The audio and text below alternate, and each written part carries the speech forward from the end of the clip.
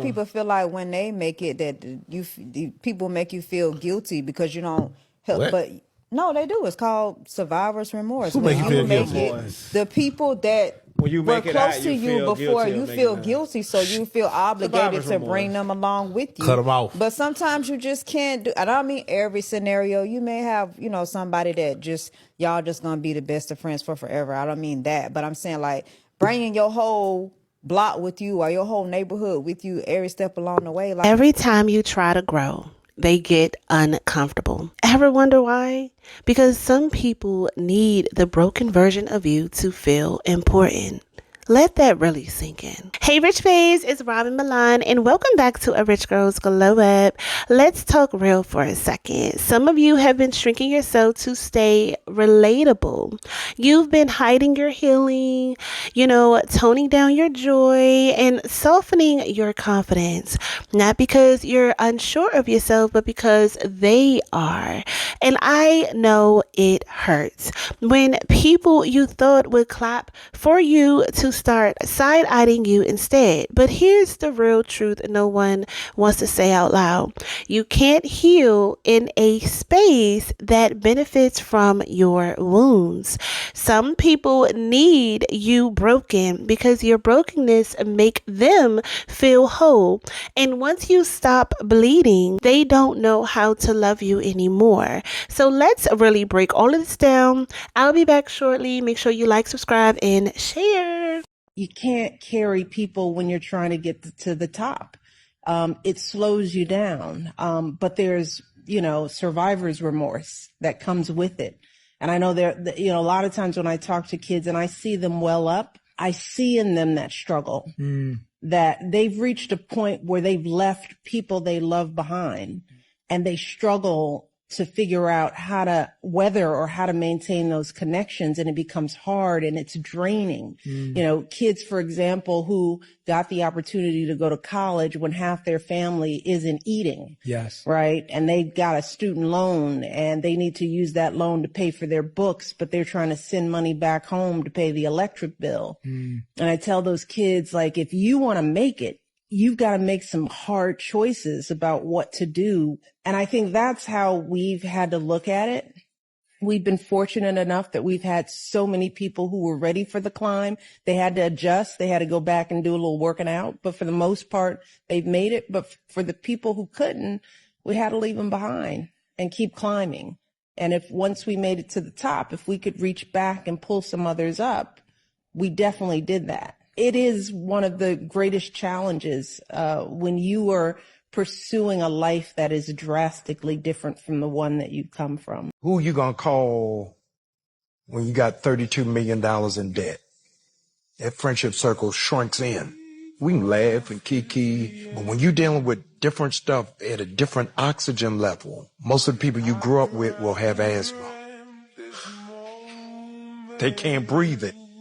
They don't even have a frame of reference. And so now you feel bad for being burdened. James Baldwin has something called survivor's guilt, where you feel bad about doing well, that you're made to feel guilty because you've excelled. And you end up apologizing for being exceptional. I made it out, you can too. Don't think because you're there that you're supposed to stay there. Don't think that if your parents there, you're supposed to stay there. Because a lot of us deal with the guilt of leaving. That's something that I dealt with when I was in college. I had survivor's guilt. When you make it out of a situation and then the rest of your loved ones can't make it out, you feel as though you have to go get them or you have to go be by them again. And when you do that, you set yourself back. You're going against what the Most High has ordained for you to do. You were made to get up out of there, for them to get inspired to get up out of there. You are the instrument that's gonna play for them to say, yo, he's doing that, I want to play that too. You have to do that. And you cannot care about the opinions of others. You cannot get sidetracked by the distractions, because all it is what we live in is meant to distract you. It's meant to knock you off your square, So what you got to do is you got to take it upon yourself to not care about what anybody says on your journey. Let's start with this, right? Some relationships are built entirely on you not being okay. Think about it. You play the role of the struggler, the giver, the one who always, needing help. But the second you start pouring into yourself, suddenly they say, oh, you changed. Change? That's not love, babe. That is emotional codependency.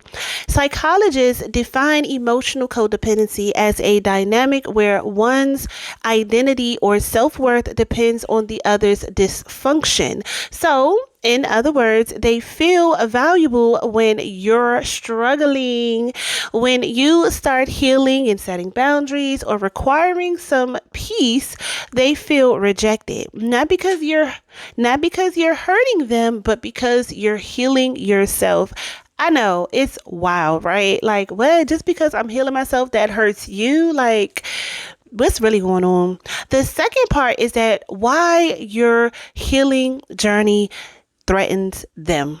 Your glow up doesn't just inspire, it actually exposes. So when you start healing, you unknowingly hold up a mirror, and people who aren't ready to face themselves, they get defensive. They get dismissive.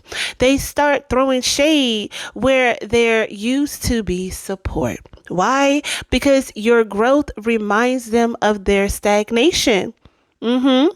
And instead of doing the work themselves, it's easier to pull you back into dysfunction. Y'all ever heard of the crab in the bucket? Y'all, that's it. They want to pull you back into dysfunction and chaos. Healing reveals the cracks in every relationship, not built on real love. Suddenly you're too much, you're too distant, or you're too proud. Oh, look at you being the first time, college student. What you think, you better than us? Huh? What you think, you better than us because you got yourself a degree? Yeah, it's like, what? Like, what? Like, wait, nobody said that. You said that. Like, what? Oh, look at you moving out of the hometown. What you better than us? Nobody said that. No one said that I was better than anybody. It's the choices that I decided to make. You can't get mad at me for the choices that I made. Okay, so the next part is the psychology of subconscious guilt. So let's talk about the guilt for real. Not the guilt that they put on you, but the guilt that you actually carry silently. Because even as you rise, there's this quiet voice in your mind that says, don't leave them behind. Don't forget where you came from. Be humble. But here's the truth. Guilt is the leash that keeps women chained to cycles that we've outgrown. You don't owe anyone your regression. You don't have to apologize for evolving. Psychologists calls this the survival's guilt, where you escape a toxic system. You feel bad that others are still in it. Just like when people always ask when somebody gets big and they move to a different, they move out of the ghetto and they move into a really nice neighborhood, and not necessarily because we want to live in a white neighborhood. It's because they have more resources. It's a lot more safer than, you driving a Bentley in the hood. I don't want to drive my Bentley in no damn hood. No damn well I'm going to get robbed. Why would I? That's that hood rich mentality. Like, I'm not about to do that. Like, I'm not about to stand outside with my chains on and this, that, and the third. Like, I'm about to see if I can go to somewhere that's more safer and less likely that I'm going to get robbed. You get what I'm trying to say? Like, and then people are like, oh, you so uppity. But everybody who gets big, they move out of their hometown. Why? Because a lot of times the hometown is it's toxic. It's where you have, all of these different traumas, childhood traumas, and certain things that happen. And that's why it's never good for people to come back home, because some people are just envious. Some people don't want you to win. Some people, whatever. And when you do come back and you're that famous and you're that known and somebody sees you, guess what happened? All them rappers who came back home for 2 seconds, they wasn't even in town long enough before they got unalived. Too many of them. XXXTentacion, the other boy, the cute boy that was with the Waffle House with the baby mother. You got so many other people. You got Dolph, all these different rappers, and maybe even a couple more that I can't even remember. But like, it's all these different people where they be like, oh, you too good to come back home. Kinda, because I don't want, I ain't trying to get shot. I ain't trying to get robbed, but it's like you miss your hometown, but it's the people that want to drag you down, that don't want to see you win. Like, think about it. But it's not saying that you don't feel guilty of you actually being able to escape. Like, you're like the 1% that actually made it out the hood. You're actually the 1% that made it out of your toxic family, that became the first female multimillionaire. You are that one. And you shouldn't feel guilty for it, because you did the work. You saw dysfunction in your family. You was the black sheep that said, not every, generational curse stops with me. That's some powerful shit. That's powerful to say. I see it in my aunts and my grandmother and my mother, but whatever's going on in this family, it stops with me. And you should never feel guilty about that when you're evolving. When you decide to say, okay, I see my daddy, drinking and this and drinking alcohol, he's drunk all the time, I'm gonna do the same thing. That's your choice. That's your choice. They said it was a study where you got 2 sons and a father, right? 2 sons and a father. The father, he was an alcoholic. He beat it on his wife, the mother, blah, blah, blah. You had 2 sons. You got one son that decided to see this as dysfunction and decided to never pick up any alcohol. And then you have another son who saw the same dysfunction and decided to pick up the alcohol and became the same thing that his father was, a drunk and a wife beater. So it's really nothing more than your choices. And I understand we all have that guilt. It's like, wow, I actually made it out of all this trauma. But that's not, like, you gotta let go of the guilt. I get it. I understand. A lot of you are sitting up right now in your house, in your car, at your new job, your good government job. Okay. You got your business. You got, you're the only one that didn't go to jail. Praise the Lord. You get what I'm saying? It's like, you the only one that didn't have a bunch of baby fathers. You the only one that actually got married. You the only one that actually went to college. You the only one that actually is living in a penthouse right now. Applaud yourself. Don't feel guilty. Don't feel guilty. Because just like they had a choice, you had the choice too. So what I'm saying is, you cannot stay small just to keep others comfortable. You can love people without living at their level, okay? Because I could keep talking forever. So the next thing is, stop apologizing for becoming better. Let this be the last fucking year you apologize for setting boundaries. Listen, I know I talked about my aunt in the past video, but let me explain. Some of my family members did not understand it. They like, oh, you still don't talk to your aunt? No, I do not. No, I do not. You know why I do not talk to her. And not just because of the little stuff that I showed you there, but all of the other things. Just because I set boundaries on certain things doesn't mean that I hate you. It doesn't mean that I don't like you. It doesn't mean that I wish bad on you. It just means these are my boundaries. Boundaries are supposed to protect you and not them. It's after I've seen what I needed to see. I've seen what I needed to see. And that's all it is. And because y'all was never brought up to learn boundaries, y'all think boundaries is being disrespectful. Oh, I can't run over you the way I want to. No, you can't use my kids for tax credit. You didn't help me raise these kids. What? Oh, you think you better now? Yeah, I'm a little bit more smarter now. How about that? No, the answer is no. The answer is no. Oh, no, the answer is no. No, you're not going to just call me anytime you want to. No, I'm not going to come over your house and give you booty at 3:00 in the morning. No, you're not going to use my car. I just met you yesterday. No, you're not going to come to my house. We're on the first date. No, you're not about to come live with me and my kids. No, you're not about to call me after 9 p.m. These are boundaries not for other people, but to protect you. And if anybody don't respect your boundaries, fuck them. Because they don't care for you. If anything, people should be excited about boundaries because you have some type of self-respect. You have some type of love for yourself. And obviously you've obviously been through something in order for you to create these boundaries, or you've seen something and you have learned from other people's mistakes and you said, you know what? Yeah, no, with STDs and HIV on the rise? No, we're using a condom. What you mean we using a condom? I don't use condoms. Oh, well, you not about to be all up in me, sir. Listen, this is the last month that you downplay your joy to make others feel better about their chaos. This is the last week that you water down your life for people who never wanted you to shine anyway. Just because you stayed with Eugene or Earl or David for 30, 45, 60 years and never divorced him, knowing he did all this stuff. And you stayed because you stayed because it didn't look good for the family. But what about you? Don't be mad at the young girl who got married and got out early. She said, oh, hell no. He cheated once and I'm done. You don't stay and waste your years. You set boundaries. If this man did something, call it out. Walk away if you need to. If he hit you once, that's all it takes. Oh, hell no, I'm gone. I'm not staying because I want a long relationship. I'm not staying because the church told me to stay or because my mama, my daddy told me to stay. That's setting boundaries. We're not doing that anymore. We're not.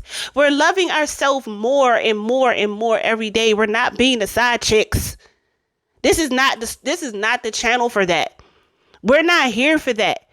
We're not. Listen, this is the last week. This is the last day. Okay. You're not arrogant. You're not fake. You're just healing. And if they can't celebrate you changing for the better, they were never rooting for you in the first place. Okay. Misery loves company. Remember that. They want to see you down in the same level they are. That's why you always, when you're driving through the hood, that's why you see so many people sitting outside together. It'd be like 7 o'clock in the fucking morning, be like, yo, for real? I get it. Maybe the AC out, but the AC out every day. Like, I'm just saying, it's like, y'all, we sitting outside, and I love my people. Don't get me wrong. Don't ever get me wrong. I love my people, but we're sitting outside. And I'm pretty sure some of the dudes that be outside with the chains on, they be looking good as shit too on the side. I'd be like, damn. But I'm like, you is toxic. I know you is. Okay. But the thing is, it's like, I know some of you are really good at math, science. You guys, listen, I always say this. If you could do these things out in the street, you could be a bomb ass businessman. But your mindset needs to change. You can't be a dope boy forever. You can't. And just because it's lame for the next guy standing next to you, that doesn't mean it could be lame for you. And a lot of times we don't want to get out of the ghetto because you want to, but you just scared of what other people want to say because your mother, your daddy, your brother, your sister, nobody else has tried to get out the ghetto, but you're trying to get out the ghetto. But every time you tell them your goals, every time you trying to do something different, they pull you back down and you allow them to. That's why moving away is sometimes the best thing for you to do. And not staying stuck in generational cycles of poverty, of dysfunction, of generational curses. So say this with me, my loves. I don't shrink for anyone. I don't apologize for my peace. I don't trade growth for comfort. I don't. So I know I'm talking forever. So let me get through this. Oh my God. The next part I want to talk about is from survival cycles to safe spaces. All right, let's talk about, like I mentioned before, you were elevating and upgrading your environment. You have outgrown the survival cycles. People who only know how to connect through pain and gossip and dysfunction and struggle. Why is shootouts normalized? I was at my daughter's track meet and it was a shootout. I'm like, yo, like now, listen, you need a safe space.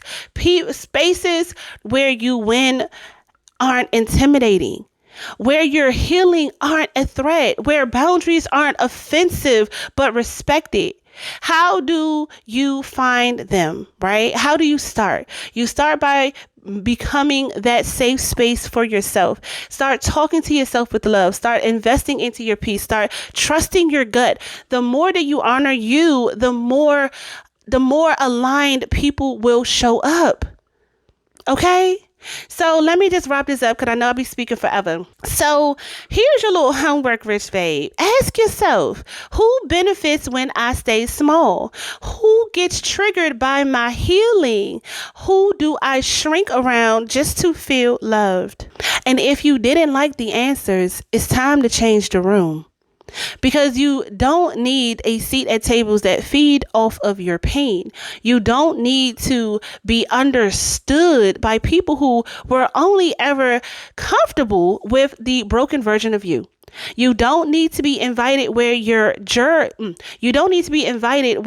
joy makes people uncomfortable. You don't need approval from people who only clap when you're crying. Your healing is holy. Your peace is priceless, and your glow up is divine warfare. So protect it like your life depends on it, because in many ways it really does. You're not selfish. You are not heartless. You are sacred, and not everyone deserves access to the healed version of you. They had you when you were bleeding. Now it's time they watch you bloom. All right. So if this hit your spirit, girl, go ahead and hit the like button, subscribe and share and whatever, join the Rych Babe gang. Okay. Listen, this is an amazing community over here and I love y'all so much. All right. Drop a comment. All right. What is one toxic environment or person that you have outgrown in silence? All right. So, and finally, and also the Becoming Her ebook, all right, is available. The Rych Babe necklace is available, all right. So at richmilanco.com. So all the links are in the description box below. So my lovelies, become the woman who walks in the room and make people wonder. Secure the bag, protect your peace, and stay rich, Rych Babes. Love you.